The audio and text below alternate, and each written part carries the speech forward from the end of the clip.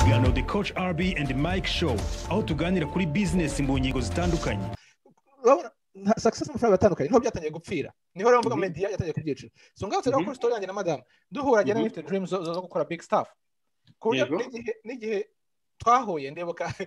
boyfriend yitwa Eric ngiye kutuganiza kuri kubijyanye na Amazon urabyibuka yes yarambaje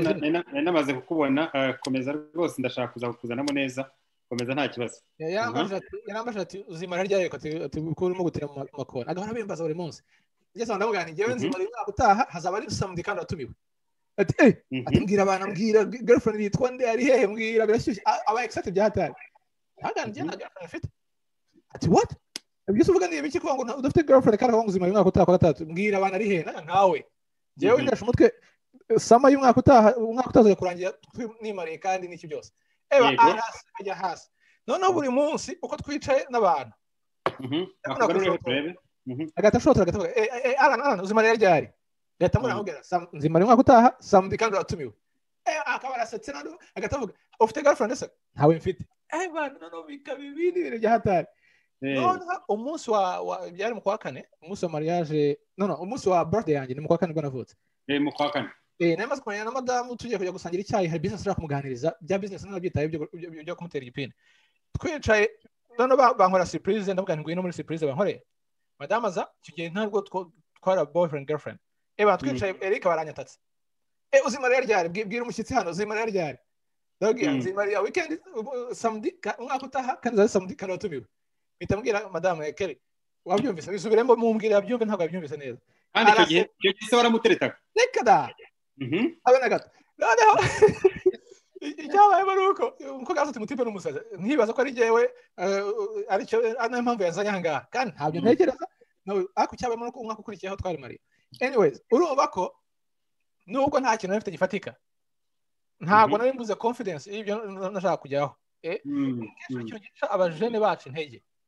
nuko bareba situation barimo uyu munsi bakibaza ko bizahora urabona nuvuga ngo uyu munsi nafite imyenda uyu munsi nta kazi mfite uyu munsi nandi mushomeri uyu munsi niba whatever ntabwo ariko bizahora ariko se ubundi buriya kujya gushaka umwana wo kwa boss si ukwigereza reka rero ikintu cyiza nta kintu ufite wowe wabigenje urabona hari story sinzi nababwiye ubushize Barbara Bush umudamu wa Bush senior nije kubwira kera bari mu modoka n'umugabo we president nyine Bush bageze kuri station ya essence arebye gutya mudamu yarebye mu ndishya abona umuntu urimo gushyamo umupompier sohoka aragenda muhobera abo muri technique mukuweho iyi bana ishobora kuba irimo kumukingiriza gato komeza we nta kibazo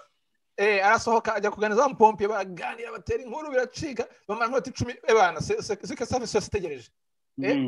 bana bagenda kumusezera muhobera cyane aragakanyije mu modoka aje asanga igisaza cyarake byatari cyariye korera ati hanyuma suriya ninde ibyo bita jalousie gako ni kabura aturiya ninde uramune madame ati aturiya ni ex boyfriend wagera muri high school ni wari boyfriend wanjye aseka jahas ngo bati gatoye ushaka kumbwira ko wari ko wararongoye umupompier baba ugize amahirwe ndakwemera yanza kukwemera wari ko ari mariye n'umupompier umugara murango don't worry iyo nza kubona namurongoye yari ko ari president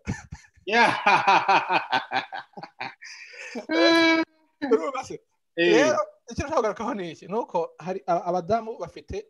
iyo ushatse neza niyo mpamvu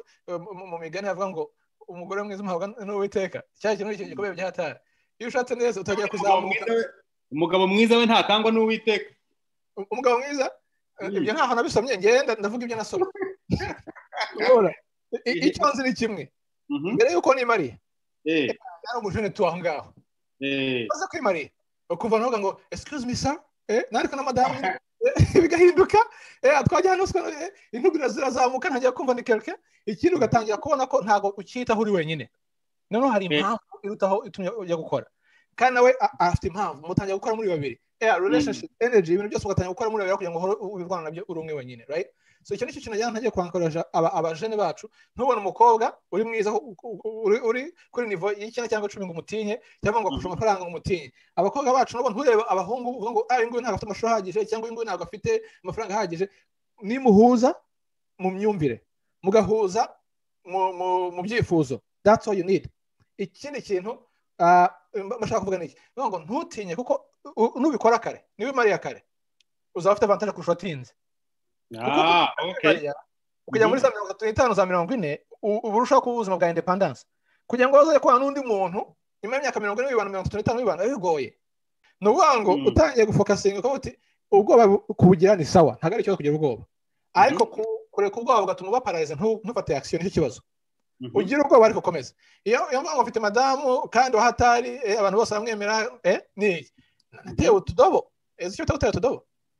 guterwa indobo birazwi. Ibyo bibaho nose yo gutera indobo nta gushaka gutinya kujya kubaza akazi ntango ni ibintu bimenyerewe rwose cyane. Ntago rero umuhungu waba atarayitewera nugutera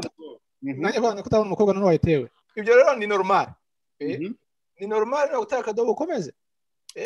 Ona mubaza ati byapfiriye he nabwiye ati no boga aravuga ati nuko ntariye neza reka njye nterura ikibanza nzagaruka ejo. Sometimes iyo bakubwiye ngo oya ni oya uyu munsi ntabwo uko kuri oya nejo. Bivuze ngo ushobora gukomeza ugatitiriza bikagera bikaza. Yenze umutipe umukobwa yamuciraga mu maso umutipe agakomeza akamusanga ku ishuri akamusanga hano hose yenda kumuhamagara na polisi baje kwimara banabyara. Ubwo byavuye he? Kubera ko umutipe ntiyagivinze up yakomeze gutitiriza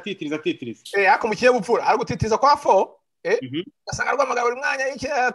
habatesha mutwe no kubirinde genda ko n'abasista banje barindwi hari udutipe twishana barakasa twitesha mutwe baba bahari ariko bakaba n'abazi vocabulaire